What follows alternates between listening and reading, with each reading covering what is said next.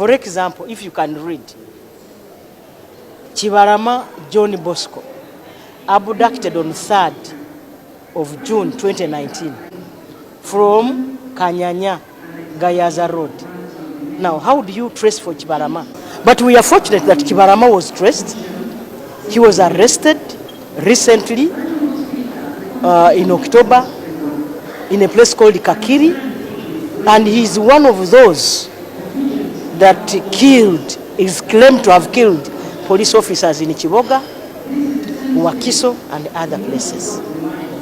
So there are those who have even declared and accepted that they have been, they are attached to the other rebel group, Coalition for Change. Remember? So such people really cannot be arrested like you are chasing a chicken thief. There are those that you have to use. When they are shot, they try to resist or not? Some of them have been shooting police officers, and you are aware. Are you not a Ugandan?